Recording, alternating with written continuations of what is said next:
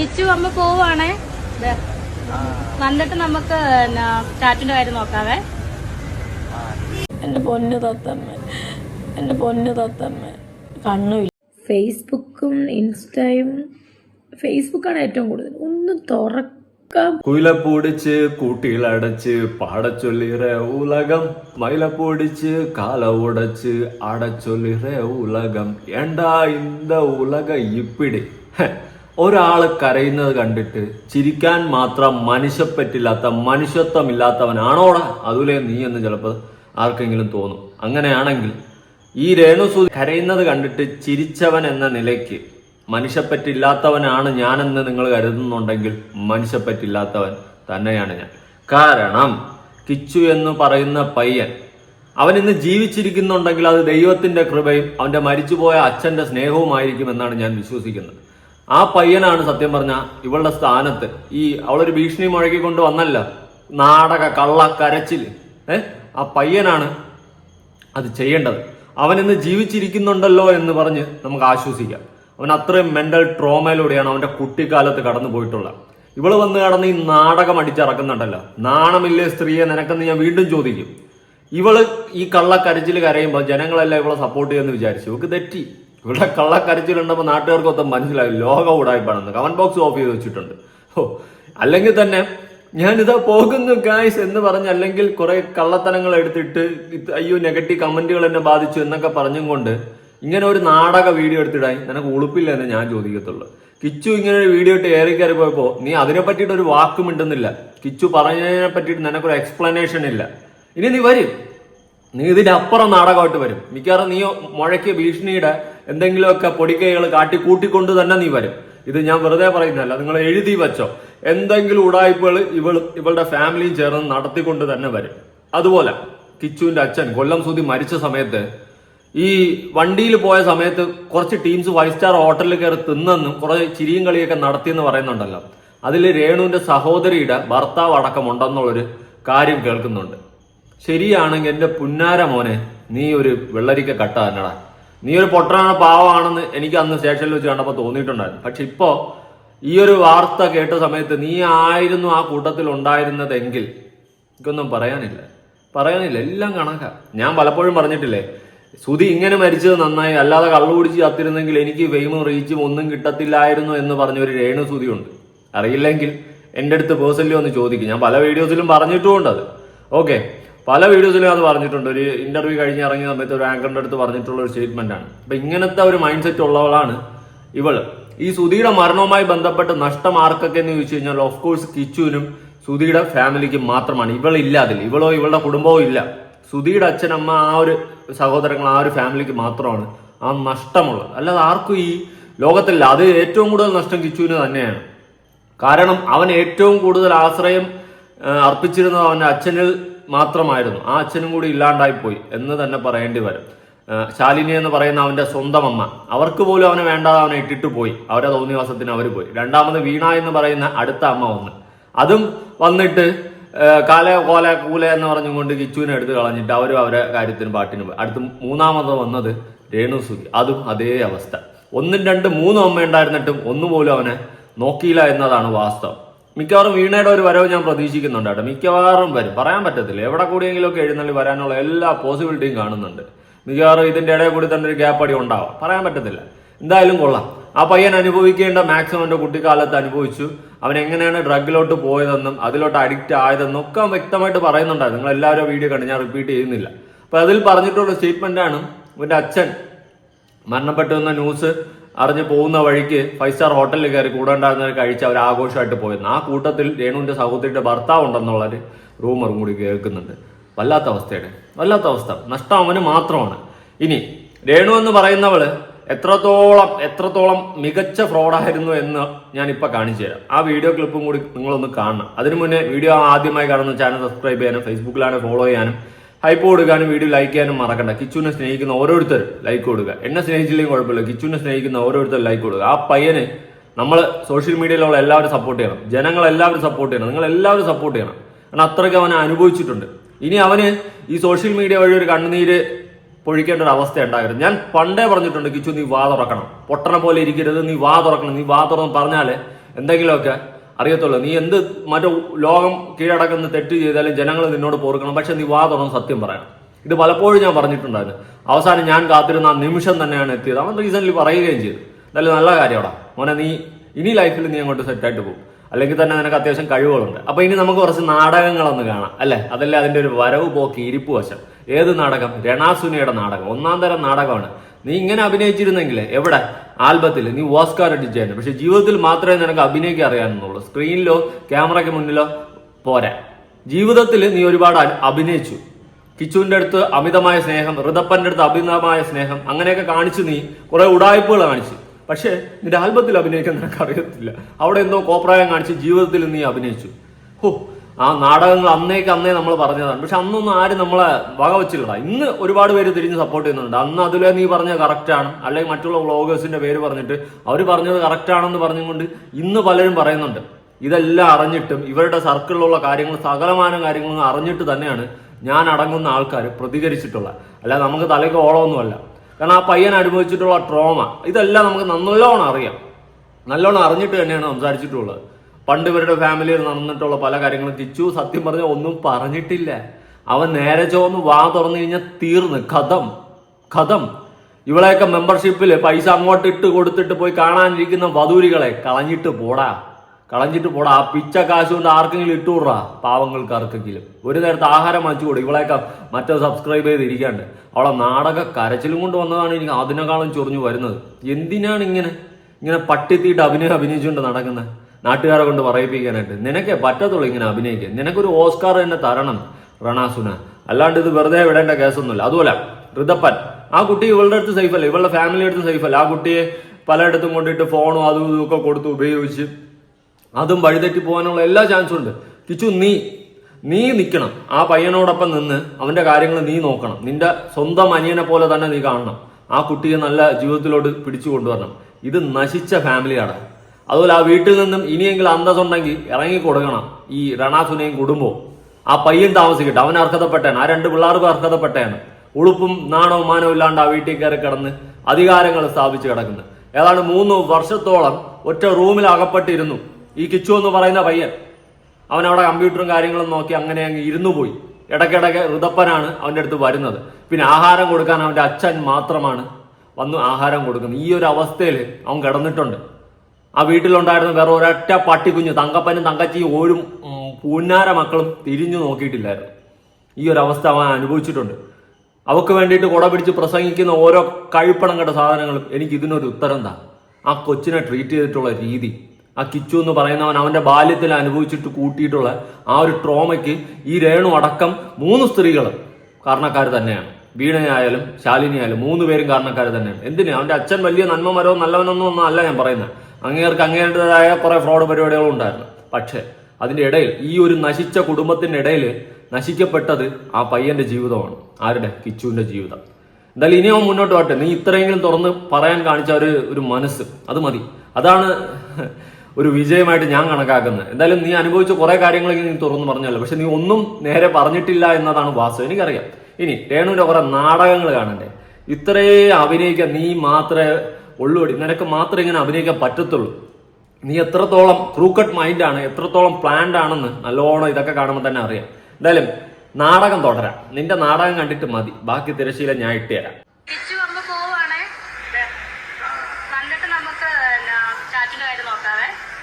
അച്ഛടാ കിച്ചു, ഞങ്ങൾ അമ്മ പോവേണേ, വന്നിട്ട് നമുക്ക് എന്തിന്റെ നോക്കാന്ന് ഒന്നുകൂടി നീ പറ.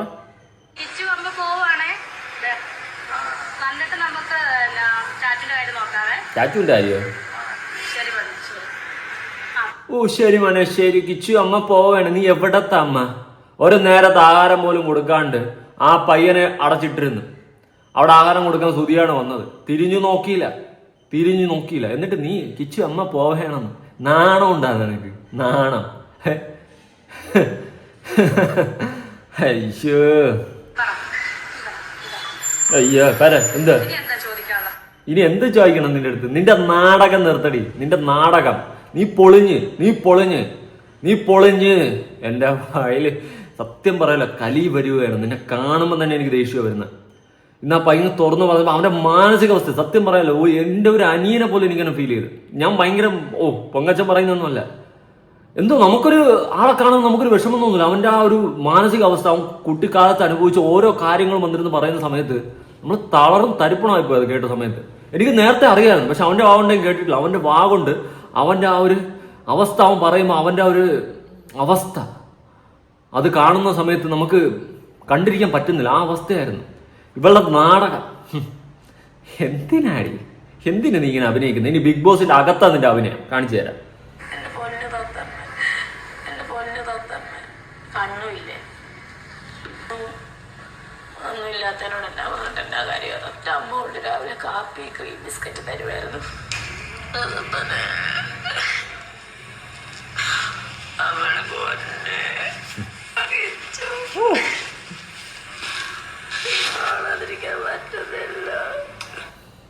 ക്യാമറ നോക്കി അങ്ങ് കരയുക. കണ്ടില്ലേ, ഇതൊക്കെ നമ്മളന്ന് പൊളിച്ചടിക്കുമ്പോ നമ്മളെ കുറ്റം പറഞ്ഞു.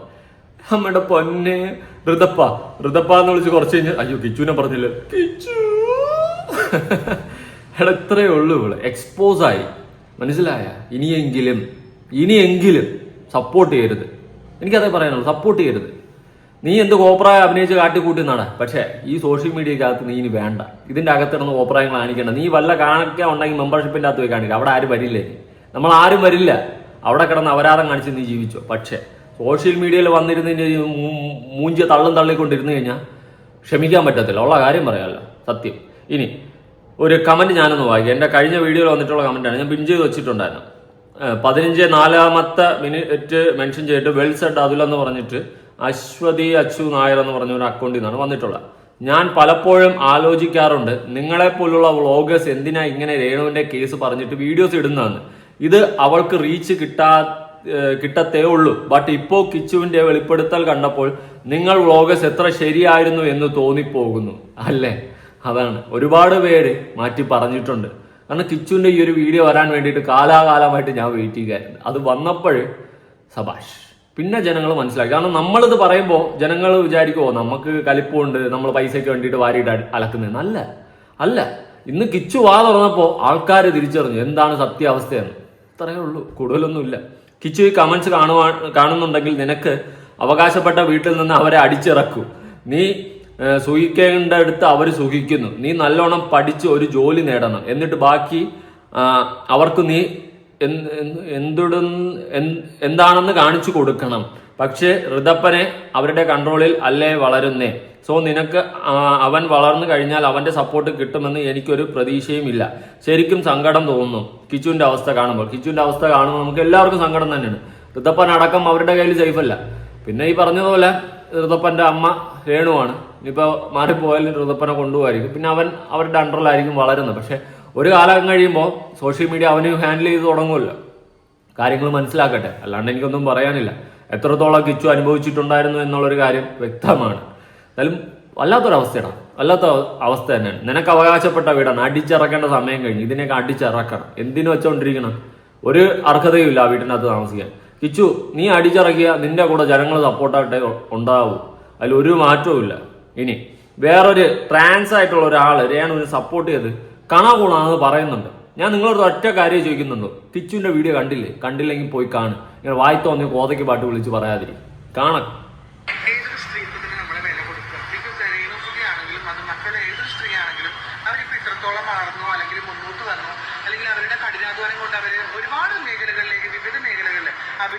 എന്ത് കഠിനാധ്വാനം കൊണ്ടാണ് രേണു വന്നത്? സ്വന്തം ഭർത്താവ് ചത്തേനെ വെച്ചിട്ട് റീച്ച് ഉണ്ടാക്കിയ ഒരുത്തി. ഓക്കെ, അതവിടെ നിൽക്കട്ടെ. പിന്നെ കഠിനാധ്വാനം അവർ കൊണ്ടുവന്നു, അവരിത്രയും ഇത് നേടിയെന്ന് നിങ്ങൾ പറയുന്നുണ്ടല്ലോ. സ്വന്തം ഭർത്താവിന്റെ മകൻ, അവരുടെ മകനല്ല എങ്കിലും മകനായിട്ട് വരുമല്ലോ. ആ മകനെ തിരിഞ്ഞു നോക്കാത്ത, അവന്റെ കുട്ടിക്കാലത്ത് അവനെ തിരിഞ്ഞു നോക്കാത്ത ഈ സ്ത്രീയൊക്കെ എന്തിനു സപ്പോർട്ട് ചെയ്യണം? നിങ്ങൾക്ക് തന്നെ ഉളുപ്പ് തോന്നുന്നില്ലേ? ഇവരെയൊക്കെ എന്തിനു സപ്പോർട്ട് ചെയ്യണം? അച്ഛനില്ലാത്തൊരു കുട്ടി, ആ കുട്ടി എന്ത് തെറ്റ് ചെയ്തു? അവന്റെ സ്വന്തം അമ്മ നോക്കിയില്ല, രണ്ടാനമ്മ നോക്കിയില്ല, മൂന്നാം അമ്മയെ നോക്കിയില്ല, അച്ഛനാണെങ്കിൽ മരിച്ചു പോയി. ഇതാണ് അവന്റെ അവസ്ഥ. എന്ത് പാവാണ് അവൻ ഈ ലോകത്തോട്ട് ചെയ്തിട്ടാണ് ഇങ്ങനെ വന്നതെന്നാണ് ഞാൻ ആലോചിക്കുന്നത്. സീരിയസ്ലി വല്ലാത്തൊരവസ്ഥയാണ് ആ പയ്യൻ കടന്നു പോകുന്നത്. അതുപോലെ ഫ്ലവേഴ്സുകാർ കൊടുക്കാന്ന് പറഞ്ഞ പൈസയൊന്നും കൊടുക്കുന്നില്ല, അങ്ങനത്തെ കാര്യങ്ങളൊക്കെ സംസാരിക്കുന്നുണ്ട്. നമുക്ക് നോക്കാം. എന്തായാലും കിച്ചു, നീ ഇനി അടിപൊളിയായിട്ട് ജീവിക്കുക. ഇതുപോലുള്ള കുറെ വധൂരികൾ അവളെ സപ്പോർട്ട് ചെയ്തുകൊണ്ട് നടക്കുക. നമ്മളതൊന്നും കാര്യമാക്കണ്ട. നീ അടിപൊളിയായിട്ട് പോകാൻ നോക്ക്. പിന്നെ ഞാൻ വേറൊരു കാര്യം വീണ്ടും റിപ്പീറ്റ് ചെയ്യാം. നിന്റെ അടുത്ത് വന്ന് മുതലെടുപ്പ് നടത്തുന്ന പല ടീംസുകളെ ഫോട്ടോസ് ഞാൻ കണ്ടു കണ്ണടച്ച് കിടക്കണ ഞാൻ കണ്ടു. അതുപോലെയാണ് ഫോട്ടോസ് ഞാൻ കണ്ടു. അത് നിനക്ക് നാശത്തിലൊക്കെ ഉള്ള ഒരു പോക്കും കൂടിയാണ് കേട്ടോ. സീരിയസ്ലി ഞാൻ പറയാം, അതത്ര നല്ലതല്ല. ആ കൂട്ടുകെട്ട് നല്ലതല്ല. നീ ആരുടെയും കൂട്ടുകെട്ട് പിടിക്കാൻ പോകണ്ട. നീ നിന്റെ കാര്യം നോക്കി നിനക്ക് ശരിയെന്ന് തോന്നുന്ന കാര്യങ്ങൾ ചെയ്യും. പലരും നിന്റെ അടുത്ത് വരുവാടാ മുതലെടുപ്പ് നടത്താനായിട്ട്. പലരും വരും റീച്ചിന് വേണ്ടിയിട്ടും പലതിനും വേണ്ടിയിട്ട് ഇനി നിന്റെ അടുത്ത് സമീപിക്കും. കാരണം ഒരാളുടെ ആവശ്യമാണല്ലോ റീച്ച് കാര്യങ്ങളൊക്കെ. പക്ഷെ അതിന് വേണ്ടിയിട്ട് പല മുതലെടുപ്പ് നടത്താനായിട്ട് ഇനി കുറെ എണ്ണം പൊട്ടിമുളച്ച് അങ്ങോട്ട് വരും. അടുപ്പിക്കരുത്, എനിക്കതേ പറയാനുള്ളൂ. ഞാൻ വന്നാലും അടുപ്പിക്കരുത്, ആര് വന്നാലും അടുപ്പിക്കരുത്. ഞാൻ വരത്തില്ല, ഞാൻ അങ്ങനെയൊന്നും വരത്തില്ല. പിന്നെ നിനക്ക് എന്താ ഹെൽപ്പ് വേണമെങ്കിൽ ഇങ്ങോട്ട് വിളിച്ചു കഴിഞ്ഞാൽ നമുക്ക് പറ്റുന്ന കാര്യങ്ങളൊക്കെ ആണെങ്കിൽ ചെയ്തു തരും. അല്ലാണ്ട് ഞാൻ ഒരിക്കലും അങ്ങോട്ട് വന്നിട്ട് ഒരു വീഡിയോ ഫോട്ടോ ഒക്കെ എടുത്തിട്ടിട്ട് 10 ആളെ കാണിച്ച് കണ്ടന്റ് ഉണ്ടാക്കാനൊന്നും വരത്തില്ല. പക്ഷെ അങ്ങനെ വരുന്ന പലരെയും നിന്റെ അടുത്ത് ഞാൻ കണ്ട്, അതുകൊണ്ട് പറഞ്ഞതാണ്. ആയിക്കോട്ടെ, റിയാലിറ്റി ഷോ ആയിക്കോട്ടെ, സ്റ്റേജ് പ്രോഗ്രാം ആയിക്കോട്ടെ, അവരുടെ ഓരോരുടെ കഴിവുകൾ കൊണ്ട് അവർ മുന്നോട്ട് വന്നു. എനിക്ക് തോന്നുന്നു എന്നെ പോലെ തന്നെ ഒരു ഫീനിക്സ് ബേർഡ് പോലെയാണ് ആ വ്യക്തി. ഫിനിക്സ് ബേർഡ് പോലെയാണ് ആ വ്യക്തി. നല്ല ഫിനിക്സ് ബേർഡ് തന്നെയാണ്. ഒരു കുട്ടിയെ തിരിഞ്ഞു പോലും നോക്കാത്ത ഇവളൊക്കെ എവിടത്തെ ഫിനിക്സ്? സ്വന്തം മകനെ പോലും നോക്കുന്നില്ല, പിന്നെയാണല്ലേ അത്ര ആലോചിച്ചാൽ മതിയല്ലോ. അത് പറ, അങ്ങനെ പറ. രേണു വളരെ അടുത്ത സുഹൃത്താണ്. ചുമ്മാ അല്ല ഇമാതിരി ബോധയ്ക്ക് പാട്ട് വിളിച്ച് പറയുന്നത്. എന്നിട്ട് കരച്ചിൽ വീഡിയോ കഴിഞ്ഞിട്ട് ഇതാണ് പ്രൊഫൈൽ കൊളാബ് ചെയ്ത് അങ്ങ് ഇട്ടിട്ടുണ്ട്. ഇരിക്കട്ടെന്ന് രേണുവിനെ കുറിച്ച് പൊക്കി പറയണല്ലേ. ഞാൻ 2 പൊക്കി പറയട്ടെ രേണു, അതെടുത്ത് കൊളാബ് ചെയ്ത് ഇടുവോ? ഇത്തരത്തിലുള്ള വിഷമഘട്ടങ്ങളെല്ലാം മറികടക്കുവാനുള്ള ഒരു ധൈര്യം ദൈവം കൊടുക്കട്ടെ, അല്ലെങ്കിൽ മെന്റൽ ട്രോമയിലൂടെ കടന്നു രേണുവിന് എല്ലാവിധ നന്മ ഉണ്ടാവട്ടെ എന്നാണ് പറയുന്നത്. നിങ്ങൾക്ക് നാണമുണ്ടോ? അവളുടെ മെന്റൽ ട്രോമ അവൾക്ക് ധൈര്യം കൊടുക്കട്ടെ എന്ന് പറയുന്നു. ഒരു മകനുണ്ട് കിച്ചു, അവളുടെ അല്ല, സുധിയുടെ മകൻ കിച്ചു. അവന്റെ ആ ഒരു മാനസികാവസ്ഥയ്ക്ക് പറ്റിയിട്ട് നിങ്ങൾക്ക് ഒരു തേങ്ങയും പറയാനില്ലേ? അവന് ധൈര്യം കൊടുക്കാൻ നിങ്ങൾക്കൊന്നും പറയാനില്ലേ? അവനെ അനുഭവിച്ചതിനെ കുറിച്ച് നിങ്ങൾക്കൊന്നും പറയാനില്ലേ? നിങ്ങളൊക്കെ എന്ത് മനുഷ്യന്മാരാടോ? എന്ത് മനുഷ്യന്മാരോ? അറിയാത്തോണ്ട് ഞാൻ ചോദിക്കുക. അവൻ അനുഭവിച്ചു കൂട്ടിയിട്ടുള്ള അവന്റെ കുട്ടിക്കാലം നശിപ്പിച്ച് നാറാണത്തേക്ക് കയ്യിൽ കൊടുത്ത കുടുംബമാണ് ഈ രേണുവിന്റെ കുടുംബം. അതിനെ പറ്റിയിട്ട് നിങ്ങൾക്കൊക്കെ എന്താ പറയാനുള്ളത്? അവൻ ഡ്രഗ്സിലോട്ട് പോയിട്ടുണ്ടെങ്കിൽ അതിൽ മുഖ്യ പങ്ക് ഇവൾക്കും ഇവളുടെ കുടുംബത്തിനുമാണ്. ഇവളുടെ ചേച്ചി, ഇവളുടെ സഹോദരൻ, ഇവളുടെ അച്ഛൻ, ഇവളുടെ അമ്മ അടങ്ങുന്ന ആ കുടുംബത്തിനാണ് പൂർണ്ണ ഉത്തരവാദിത്തം. തിരിഞ്ഞു പോലും നോക്കിയില്ല, തിരിഞ്ഞു പോലും. ആ പയ്യൻ അനുഭവിച്ചിട്ടുള്ള ക്രൂരത, ഇതിന്റെ അപ്പുറം സംഭവങ്ങൾ നടന്നിട്ടുണ്ട്. അവൻ പറയുകയാണെങ്കിൽ പറയട്ടെ, എനിക്കറിയാം, പലതും അറിയാം എനിക്ക്, ഞാൻ പറയത്തില്ല. അവൻ പറയട്ടെ, അവൻ പറയും, അവനെല്ലാം പറയും. അങ്ങനത്തെ സിറ്റുവേഷൻ ഉണ്ടോ? നിന്റെ കൂടെ ജനങ്ങളുണ്ട്, അത്രയും മാത്രം മതി. ആ സപ്പോർട്ട് മാത്രം നിനക്ക് മതി. നീ സത്യമായിട്ട് പറഞ്ഞു കഴിഞ്ഞാൽ നിന്റെ തെറ്റുകൾ ഒന്നും തെറ്റല്ല. അത് നിന്റെ പ്രായത്തിൽ ഇവരാരും തിരിഞ്ഞു നോക്കാതെ നീ ചെയ്ത് കൂട്ടിയ ചെറിയ അബദ്ധങ്ങൾ, അത്രയേ ഞാൻ കാണുന്നുള്ളൂ. നിന്റെ പ്രായത്തിന്റെ ഒരു ഇത്, നല്ല പ്രായത്തിൽ പാരന്റിങ് പോലും ശരിയാവാണ്ട് നീ വഴിതെറ്റിപ്പോയത്. പക്ഷെ അതിൽ നിന്ന് നീ ട്രാക്ക് മാറി പിടിച്ച് തിരിച്ച് കയറിയിട്ടുണ്ടെങ്കിൽ നീ മോനെ വേറെ ലെവലാണ്. ഉള്ള കാര്യം ഞാൻ പറയാമല്ലോ. ജീവിക്കാൻ വേണ്ടിട്ടല്ലേ അവര് നെറ്റോട്ട് ഓടുന്നത്. നമ്മൾ 1 രൂപ കൊടുത്ത് ഇവരെ ആരും സഹായിക്കുന്നില്ല. ജീവിക്കാൻ വേണ്ടി മരിക്കാൻ വരെ ഞാൻ തയ്യാറാണ് സുഹൃത്തുക്കളെ. ജനറധിക്ഷേപം ഇത്തരത്തിലുള്ള പ്രശ്നങ്ങളൊക്കെ ഈ വ്യക്തിക്കടക്കം സൈബർ ബുള്ളിംഗ് അറ്റാക്ക് ഇങ്ങനെയുള്ള സംഭവങ്ങളൊക്കെ വരുമ്പോൾ അത് എത്രത്തോളം മനുഷ്യരെ വേദനിപ്പിക്കും, എത്രത്തോളം വിഷമപ്പെടുത്തും, അല്ലെങ്കിൽ ഒരു വ്യക്തിയുടെ ജീവിതത്തിന്റെ എല്ലാ ഘടകങ്ങളിലും അതിനെ ബാധിക്കും. ഡേ ടു ഡേ ലൈഫിലാണെങ്കിലും അതുപോലെ അവരുടെ കുടുംബത്തിലാണെങ്കിലും അവരുടെ സൊസൈറ്റിയിലാണെങ്കിലും ഒക്കെ. പക്ഷെ ഇത് നിങ്ങളിപ്പോൾ ചോദിച്ചിട്ടെല്ലാം സ്വയം വരുത്തി വെച്ചല്ലേ. പക്ഷെ അവരവരുടെ ജീവിതം കൊണ്ട് പലയിടത്തും ഇൻഫ്ലുവൻസ് ചെയ്യാൻ നോക്കി. അതിന് നമ്മളെല്ലാം കുറ്റം കണ്ടുപിടിച്ച് അവരെ ഇങ്ങനെ വധിക്കാനല്ല. നമ്മൾ ആർക്കും റൈറ്റ്സ് ഇല്ല. നമ്മൾ ഒരാളെയും ക്രൂശിക്കേണ്ട, നമ്മൾ ഒരാളും അങ്ങനെ ആരെയും ക്രൂശിക്കാനുള്ള റൈറ്റ്സ് നമുക്ക് ഒരു ഭരണാധികാരികളും നമുക്ക് തന്നിട്ടില്ല. അവരവരുടെ ഹാപ്പിനെസ് പോട്ടെ മുമ്പോട്ട്. എന്റെ പൊന്ന് തങ്ക കൊടാമേ, മുത്തുമണിയെ, അവരെ ദ്രോഹിക്കാൻ നമുക്ക് ആർക്കും താല്പര്യമില്ല. പക്ഷേ ഈ പേക്കൂത്തുകളും മതി, കാട്ടിക്കൂട്ടിയത് ജനങ്ങളറിഞ്ഞ് മതിയല്ല, സന്തോഷമില്ല. ഇനി കിച്ചു പറഞ്ഞിട്ടുള്ള കുറച്ച് കാര്യത്തിലോട്ട് ഞാനൊന്ന് കടക്കാം. നമുക്ക് പോകുന്ന വഴിക്ക് അതും കൂടി ഒന്ന് പറയാം. ഞാൻ നേരത്തെ ഒന്ന് ശ്രദ്ധിച്ചു വെച്ചായിരുന്നു, പിന്നെ അത് വിട്ടുപോയിട്ടുണ്ടായിരുന്നു. ഒരു കാര്യം ഞാൻ നോട്ടീസ് ചെയ്തൊരു കാര്യമാണ്. രേണു എവിടെയോ ഒരു പോയിന്റിൽ പറഞ്ഞിട്ടുണ്ടായിരുന്നു, കിച്ചുവിന്റെ താല്പര്യത്തോടു കൂടിയാണ് സുധിയുടെ ബോഡി അങ്ങോട്ട് കോട്ടയത്ത് എവിടെ കൊണ്ടുപോയെന്നൊരു സ്റ്റേറ്റ്മെന്റ് പറയുന്നുണ്ട്. ഞാൻ ആ വീഡിയോ കുറെ തപ്പി കിട്ടിയില്ല. പക്ഷെ ഇവന്റെ അടുത്ത് ഒരു പട്ടിക്കുഞ്ഞോലും ചോദിച്ചിട്ടില്ല. ഇവൻ പറഞ്ഞ പോലെയൊന്നും അവിടെ ആരും കേട്ടിട്ടുമില്ല എന്നുള്ളൊരു കാര്യം ഇവൻ പറയുന്നുമുണ്ട്. അപ്പൊ രേണു ഒന്ന് തള്ളി മറിച്ചതാണെന്നുള്ളൊരു കാര്യം വ്യക്തമാണ്. എല്ലാം തള്ളാണ്, പിന്നെ അത് കൂടി കിട്ടിയത് എടുത്ത് ചാടിച്ചു തരുമായിരുന്നു, അത്രേ ഉള്ളൂ. അതെവിടെയോ ഞാൻ കണ്ടിട്ടുണ്ടായിരുന്നു ആ ഒരു വീഡിയോ. പോട്ട് ഇനി അടുത്തിൽ കിട്ടുവാണെങ്കിൽ ചെയ്യാം. കാരണം ആരെങ്കിലും അതൊന്ന് കാണുവാണെങ്കിൽ എനിക്കൊന്ന് അയച്ചു തരണം കേട്ടോ. ഇൻസ്റ്റയിലോ ഫേസ്ബുക്കിൽ അയക്കണ്ട, ഇൻസ്റ്റയിൽ അയച്ചാൽ മതി. ഫേസ്ബുക്കിൽ ഞാൻ ചിലപ്പോൾ എപ്പോഴും നോക്കത്തില്ല, ഇൻസ്റ്റയിൽ ആകുമ്പോൾ കുഴപ്പമില്ല, നോക്കും. ന്യൂസ് അച്ഛൻ വന്നിട്ട് പറഞ്ഞു നാളെ ഷൂട്ടുണ്ട്, ഒരു ഫ്ലവേഴ്സിന്റെ പ്രോഗ്രാം ഉണ്ട്, നീ വരണ്ട, അച്ഛനങ്ങ് പൊക്കോളാം. അമ്മയ്ക്ക് അതും ഇതൊക്കെ ഓരോ പ്രശ്നങ്ങളായിരുന്നു. എന്നെ കൊണ്ടുപോകുന്നത് ഷൂട്ടിന്, ഞങ്ങൾ രണ്ടുപേരും പോകുന്നത്, അതൊന്നും അമ്മയ്ക്ക് അങ്ങനെ ഒരു താല്പര്യമില്ലാത്ത സംഭവമൊക്കെ ആയിരുന്നു. അതിൻ്റെ ഇടയിൽ അടിക്കണ്ടായിട്ടുണ്ട്. എന്തോ ആർക്കും എന്നെ അങ്ങോട്ട് ഇഷ്ടമല്ലായിരുന്നു. അങ്ങനെ ഒരു അട്ടായി പോയിരുന്നു. അങ്ങനെ അപ്പോഴും എനിക്ക് എന്തെങ്കിലും എൻ്റെ വിഷമങ്ങളാണെങ്കിലും എന്തെങ്കിലും പറയാനായിട്ടാണെങ്കിലും എനിക്ക് വിളിക്കാനായിട്ടും അച്ഛനെന്ന് ഒരാളുണ്ട്. എനിക്ക് എന്തൊക്കെ ചെയ്യുന്ന, എനിക്ക് എന്തൊക്കെ വിഷമമുണ്ടെന്ന് പറഞ്ഞാൽ എനിക്ക് ഒരാളെ വിളിക്കായിരുന്നു, അച്ഛൻ. ഷൂട്ടിന് പോകുമ്പോൾ കണ്ടല്ലോ, കിച്ചു പറഞ്ഞതാണ്, ഞാൻ പറഞ്ഞതല്ല, ഞാൻ ഉണ്ടാക്കി പറഞ്ഞതല്ല. രേണു എങ്ങനെയാണ് ട്രീറ്റ് ചെയ്തിരുന്നതെന്ന് അറിയാലോ. ഇവനൊരു അധികപ്പറ്റായിരുന്നു ആ കുടുംബത്തിൽ. സംഭവം അവരുടെ മകനല്ല, സ്വന്തം മകനല്ല. അതുകൊണ്ട് തന്നെ അവരെ ആരും അംഗീകരിക്കുന്നില്ല. സുധിക്ക് മാത്രം സ്വന്തം മകനായതുകൊണ്ട് ആ സ്നേഹം ഉണ്ടായിരുന്നു. അത് മാത്രമാണ് മനസ്സിലാക്കാൻ സാധിക്കുന്നത്. സുധിയുടെ കൂടെ ഷൂട്ടിന് പോകുന്ന സമയത്ത് രേണുവിന് പിടിക്കത്തില്ല. അതിന്റെ പേരിൽ അവിടെ അടിയും വഴക്കും ഒക്കെ ആയിരുന്നു സംഭവിച്ചുകൊണ്ടിരുന്നത്. എന്തുകൊണ്ട് പിടിക്കുന്നില്ല? ഇനി ഇവനെ കൊണ്ടുപോയി ഇവൻ എന്തെങ്കിലുമൊക്കെ മേടിച്ചു കൊടുത്ത് ചിലവൊക്കെ നോക്കി വരുമ്പോൾ പൈസ ചിലവാകുമല്ലോ. സ്വന്തം മോനല്ലേ സുധിയുടെ, അതുകൊണ്ട് സുധി അതെന്തായാലും ചെയ്യും. അങ്ങനെ വരുമ്പോൾ രേണുവിന് അത് പിടിക്കത്തില്ല.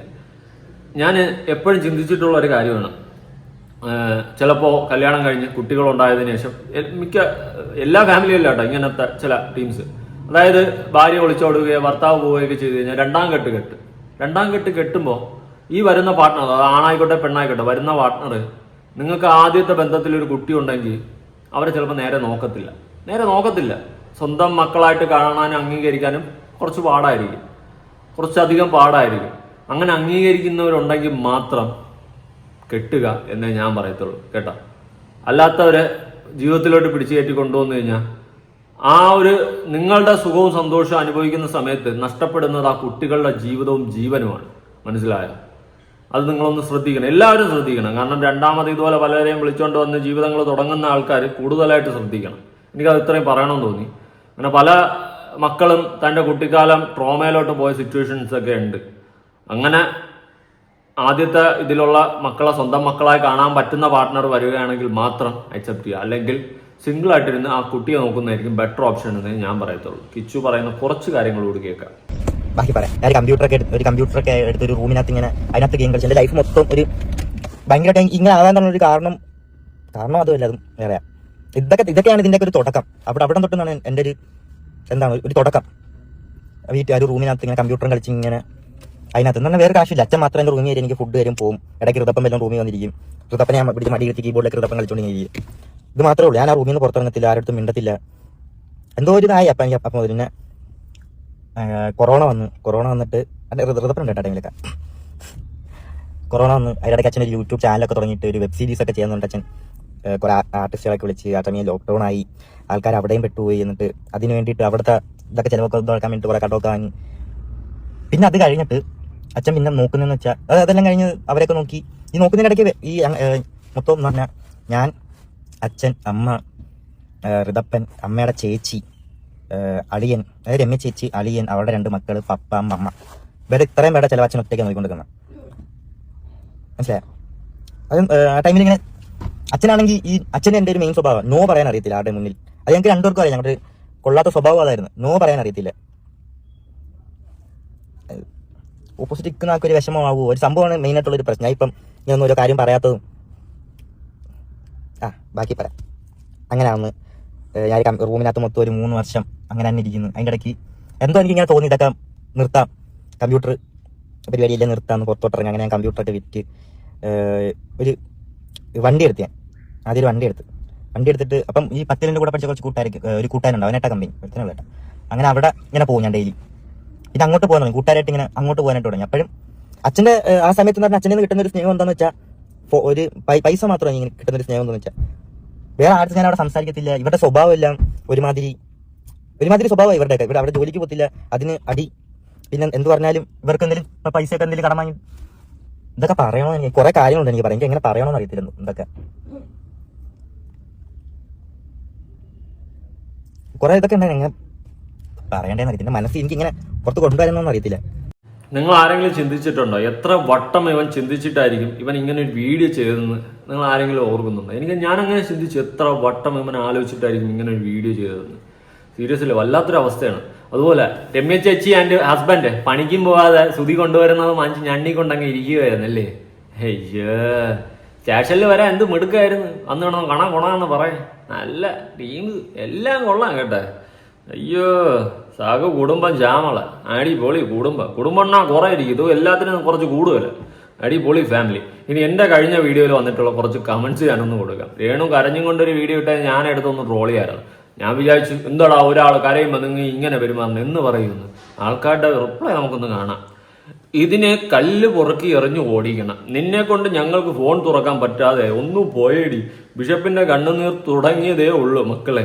നീ തീർന്നു. എന്തൊരു ആശ്വാസം. കുറെ അമ്മമാർ കാത്തിരുന്ന നിമിഷം. എടി സുന, നീ ചെയ്തത് പ്രവർത്തിക്കൂ. നീ അനുഭവിക്കാൻ പോകുന്നതേ ഉള്ളൂ. ബിഗ് ബോസിൽ തത്തമ്മയുടെ മുന്നിൽ കരഞ്ഞ പോലെ എനിക്ക് അതിന്റെ മുഖത്തെ ഭാവം കാണുമ്പോൾ ചിരി സഹിക്കാൻ വയ്യ. എന്താ ഒരു മനസ്സുഖം. ഞാൻ എന്ത് ക്രൂരയാണ് സത്യം. ഞാനും ഒരാൾ കരയും കണ്ടിട്ടിരുന്ന് ചിരിച്ചില്ലേ. കരയടി. നിന്റെ കരച്ചിൽ ഞങ്ങൾ അമ്മമാർക്ക് കാണണം, കണ്ട് രസിക്കണം. കള്ളക്കരച്ചിലാണെങ്കിലും കരയടി. കർമ്മ എന്നൊരു സംഗതി ഉണ്ട് രേണു. നമ്മൾ ചെയ്യുന്നതാണ് നമുക്ക് തിരിച്ചു കിട്ടുന്നത്. പടക്കം മേടിച്ച് പൊട്ടിക്കാൻ തോന്നുന്നു. അടുത്ത അഭിനയമാണ് എത്തിയല്ലോ.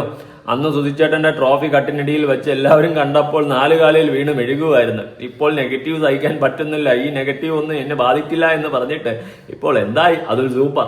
അതായത് എനിക്കും ചോദിക്കാനുണ്ട്, നെഗറ്റീവ് ഒന്നും ബാധിക്കില്ലല്ലോ, ഇപ്പൊ എന്തെറ്റി? കരഞ്ഞപ്പോൾ കുതിര ചിരിക്കുന്നത് പോലെ കിച്ചു നെറുകിൽ തന്നെ ആണി അടിച്ചു. അതിലെ ഒരാത്മഹത്യ നാടകത്തിന് അടുത്ത ചാൻസ് കാണുന്നുണ്ട്. ഞാനും കാണുന്നുണ്ട്, ഞാൻ പ്രതീക്ഷിക്കുന്നുമുണ്ട്. ഓക്കെ. സാധാരണ എല്ലാവരും കഴിയുമ്പോൾ എനിക്ക് സങ്കടം വരും. പക്ഷെ ഇവൾ കരയുന്നത് കണ്ടപ്പോൾ എനിക്ക് വല്ലാത്ത സന്തോഷം. രേണു കളഞ്ഞ അണ്ണാനെ പോലെ എനിക്ക് ചിരി വരുന്നു. എന്റെ മോളെ, നിന്നെ സപ്പോർട്ട് ചെയ്ത് എന്റെ കമന്റ് ബോക്സിൽ ഒരു കമന്റും കണ്ടില്ല. വേറെയും പല വീഡിയോസും ഞാൻ ചെക്ക് ചെയ്ത് എനിക്ക് ഒരിടത്തും നിന്നെ സപ്പോർട്ട് ചെയ്ത് ഒരു വീഡിയോ പോലും കാണാൻ പറ്റുന്നില്ല. എന്തെന്ന് എനിക്കറിയാൻ പാടില്ല. ഒരു മനുഷ്യന് നിന്നെ ഇഷ്ടമല്ലല്ലോടി.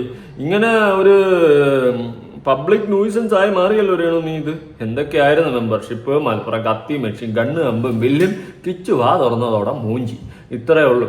ഇനിയും കുറെ കാര്യങ്ങളൊക്കെ സംസാരിക്കാനുണ്ട്. ഞാൻ കുറെ വീഡിയോ ക്ലിപ്പുകളൊക്കെ പഴയ തപ്പിക്കൊണ്ടിരിക്കുകയാണ്. ഈ കിച്ചു രേണു സുധിയ റിലേറ്റ് ചെയ്തിട്ട് നിങ്ങളുടെയൊക്കെ കയ്യിൽ എന്തെങ്കിലുമൊക്കെ വീഡിയോ ക്ലിപ്പുകൾ കണ്ണിൽ പെടുകയാണെങ്കിൽ എനിക്ക് പേഴ്സണലി ഒന്ന് ഇൻസ്റ്റയിൽ അയച്ചു തരാം, റിയാക്ട് ചെയ്യാം. പുതിയൊരു വീഡിയോ. ബൈ.